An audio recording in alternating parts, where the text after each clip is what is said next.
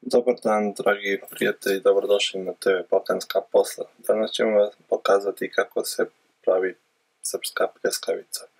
Od sastojaka potrebno vam je paprika, ljute paprike, sol i bibera po ukusu, malo ulja za prženje, 2 vrste mljevenog mesa, po mogućnosti teletine i svinjetine. U ovom receptu ide i nešto malo piletine, ide 2 crna luka i par češnjaka. Počinjemo tako što ćemo prvo isjeckati piletinu na jako sitne komadiće i dodati ostatku mljevenog mesa.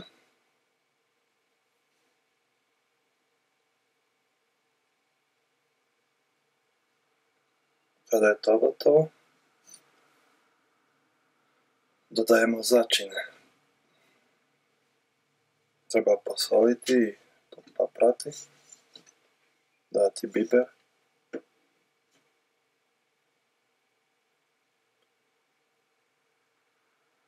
čistiti luk i dodati u smjesu. Možete i nožem sjeckati, ali meni ovako bilo mnogo brže. Isto postupiti i sa bijelim lukom. Možete sa presom da ga ispresujete, da bude jako sitan. Tada cijelu smjesu treba umutiti. Misiti neprestano nekih 10-15 minuta dok se dobro sve ne izmiješa i ne počne se odvajati od posude. Zatim treba pokriti sa najlonom i staviti u frižider da stoji 5-6 sati. Nakon toga izvaditi malo, promiješati još jedan put smjesu i od tih kilogram mesa koje imamo treba napraviti nekih 5 do 6 pljeskavica.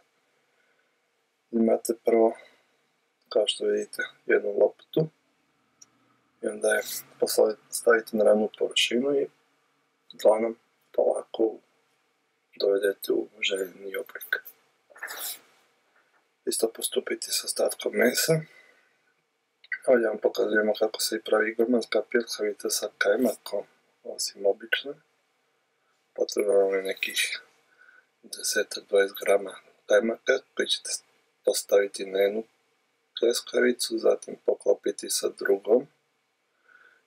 Krajeve treba prelijepiti da ne bi se razdvajali. Zatim na ugrijan tiganj, roštilj tiganj ili na roštilju, još bolje, treba pržiti nekih 5 do 7 minuta sjeni sa druge strane. To bi bio gotov proizvod.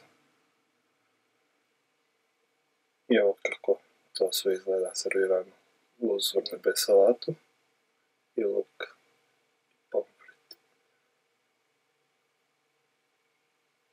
I to je pljeskavica punjena sa kajmakom.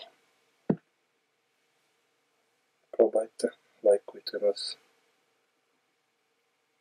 pretplatite se na kanal, prijatno.